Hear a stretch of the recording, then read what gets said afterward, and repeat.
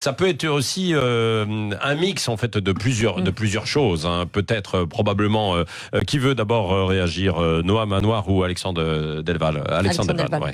Oui. Moi je pense c'est difficile de je tirer pense des comme conclusions. vous en même temps. Oui, le en même temps est tout à fait présent dans la nature humaine. Il y a du paradoxe. Les policiers le savent très bien. L'être humain a beaucoup d'ambiguïté, d'ambivalence. Donc on peut être un fou et en même temps un terroriste. On peut être un terroriste et un déséquilibré. On peut être équilibré tout en étant terroriste parce que certains c'est des gens vulnérables. Hein. Il faut revenir à ce que c'est Daesh par rapport à Al-Qaïda. Daesh, ce sont des gens qui ont été formés par des anciens du renseignement de l'État irakien qui ont été récupérés par des réseaux. C'est une hybridation entre des anciens d'un régime et des salafistes issus d'Al-Qaïda. Et donc, il y a une très forte pratique du renseignement. Et qu'est-ce qu'on fait dans le renseignement, dans l'intelligence, dans tous les services d'espionnage, de contre-espionnage? On intoxique l'ennemi et on repère les vulnérabilités de l'ennemi. Et quand et du public cible, mais aussi de celui qui va frapper l'ennemi. Comment on recrute quelqu'un? On le met en porte-à-faux avec lui-même. On trouve des vulnérabilités chez lui.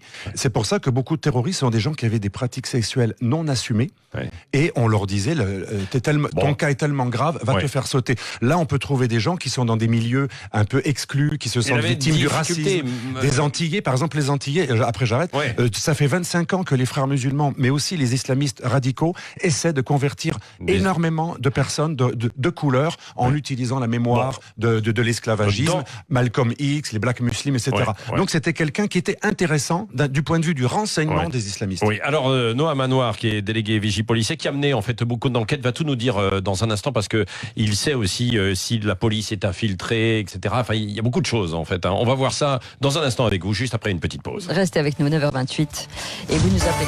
On a quand même réussi à faire partir des mineurs de 14 ans sur des zones de combat, donc aujourd'hui de façon autonome.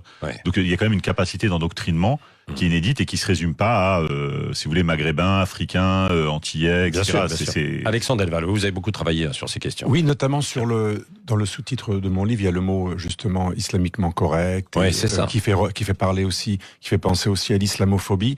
Les islamistes, qu'ils soient soft entre guillemets, mais c'est quand même des islamistes comme les frères musulmans, ou qu'ils soient terroristes, systématiquement essaient de ce que j'appelle paranoïser la société. C'est une stratégie de paranoïsation pour que les gens deviennent violents, mais en légitimant leur acte, en se sentant eux-mêmes victimes d'une violence supérieure et initiale, et donc leur violence ne serait qu'une réaction de justice face à une violence qui serait l'islamophobie, qui serait la nouvelle forme de racisme absolu, puisque les musulmans seraient les sauveteurs de l'humanité, et en ce sens, le monde comploterait contre eux. Donc le fait même d'appartenir à l'islam ferait de vous déjà une victime potentielle du monstre judéo-maçonnique occidental, et même la Chine, même l'Inde, le monde des mécréants. Ils disent souvent d'ailleurs, la mécréance est une seule nation. Hein. C'est une formule qui revient très souvent. Donc ça, c'est très important de comprendre ça. Donc c'est peut-être intéressant de voir les signaux faibles quand quelqu'un qui est comme ce monsieur qui est doublement un peu il a des problèmes dans la vie, puisque l'assurdité, ça a parfois été un objet de moquerie, etc. En plus il a cette mémoire des Antillais qui est très marquée par l'esclavage, et donc il est du point de vue du renseignement de Daesh, parce qu'ils ont un véritable système de renseignement, il est vraiment un candidat très intéressant. Et enfin, travailler dans le renseignement lui-même et dans les forces de police, c'est extraordinaire, c'est une prise fantastique. Si ça a été le cas, bien sûr, on n'a aucune preuve que ça soit le cas. Excusez-moi de vous interrompre, je suis très respectueux de la parole des autres, mais je peux pas laisser dire impunément que chez les Antillais, il y a un potentiel de violence qui est lié à la mémoire alors vous m'avez pas écouté, parce que c'est pas du tout ce que j'ai dit. Oui, mais je vous ai pas interrompu quand vous avez parlé très longuement. Donc, mais moi, vous avez parlé plus longuement que moi, et je peux pas vous laisser dire ça. Non, moi je peux dire ce que je veux déjà, et ne voulez pas m'interrompre, parce que je n'ai absolument pas dit ce que vous dites. J'ai dit que pour Daesh et pour le système de renseignement de Daesh et pour les islamistes en général, ces populations qui ont des douleurs, qui ont des mémoires, sont particulièrement privilégiées. On cherche à les cibler. Ça ne veut en aucun cas veut dire que je pense. Mais c'est pas ce que j'ai dit justement. Là, c'est grave. Non, mais c'est grave parce que vous expliquez. Non, c'est grave parce que vous faites dire le contraire de ce qu'on vient de dire. Et ce n'est pas honnête intellectuellement de votre part. Ce que vous dites, c'est que Daesh en fait choisit en fait ces personnes parce que ça ne veut pas dire qu'elles sont responsables, ces personnes. Mais bon. De même qu'elles vont choisir des gens qui se sentent victimes d'exclusion d'intrusion, de victimes d'islamophobie. En aucun cas, ça ne désigne personne. Nom Manoir. Alors, effectivement, oui, non, mais on est là pour débattre. Mais il faut entendre ce que dit l'autre et pas lui prêter des intentions. Voilà, mais justement, c'est important de clarifier. Et c'est ce que je fais. Mais moi, je ne vais pas me justifier parce que monsieur a très bien compris. Vous avez fait moi, pas comprendre. Excusez-moi. Pardon. C'est peut-être dans mes gènes de pas bien comprendre les choses. Non. Alors là, vous faites du victimisme, s'il vous plaît. Bon, passons. Non, mais là, c'est pas très honnête intellectuellement cette façon. Est-ce qu'on peut poursuivre sur l'assaillant de manière rationnelle. Est-ce que dans ce cas précis, Alexandre Delval, ça c'est vrai. Oui, mais moi je ne vais pas réagir là-dessus. Je pense surtout qu'il y a un problème de dysfonctionnement qui est énorme. J'en parlais avec le renseignement pénitentiaire récemment dans le cadre d'un colloque. Il n'y a pas de surveillance technique. Au niveau technologique, on n'est pas dans les normes qu'il faudrait respecter pour vraiment avoir minimisé ce genre de risque. Par exemple, dans les prisons, effectivement, le couteau céramique a été utilisé à plusieurs reprises. C'est archi connu. On peut détecter ça.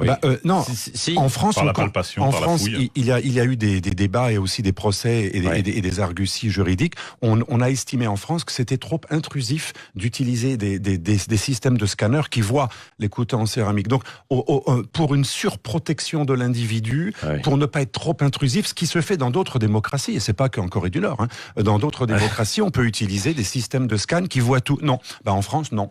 Et ça, c'est un dysfonctionnement énorme. Et quand on est habilité secret défense, c'est pas confidentiel défense, c'est un degré d'habilitation important. En tout cas, on estime enfin qu'un signal faible comme une conversion, d'ailleurs à n'importe quoi, quelqu'un qui change subiquement de religion, c'est quand même quelque chose d'important. Ça devrait être un signal faible, au moins dans les systèmes de renseignement, qui suscite non pas une accusation mais un questionnement. Qu'est-ce qui se passe chez lui? A-t-il une fragilité? Parce que c'est pas un événement anodin. Et ça, à la DGSE, par exemple, quelqu'un qui a ce niveau d'habilitation et qui se convertit brutalement ou qui veut plus serrer les mains d'une femme, immédiatement, il n'est pas arrêté, mais il y a une énorme intrusion, une enquête discrète qui est faite sur cette personne. On pourrait appliquer ce genre de technique et dans d'autres pays, ce qui s'est passé aurait même pas été possible pour des raisons de détection. Noam, on a des progrès à faire. Oui, alors moi je pense qu'effectivement, on peut parler du couteau en céramique, c'est une difficulté indéniable. Mais le problème, c'est pas le couteau en céramique. Si vous voulez, le jour où on interdira le couteau en céramique, il y aura des armes par destination. Ça, c'est vrai. Vous voyez, l'attentat de Nice a été commis avec un poids lourd. Il a tué plus de 80 personnes. Donc chaque personne qui serait au volant d'une voiture aujourd'hui représenterait une menace potentielle. Donc ce qu'il faut ça veut dire, ça accrédite quand même le fait que c'est prémédité.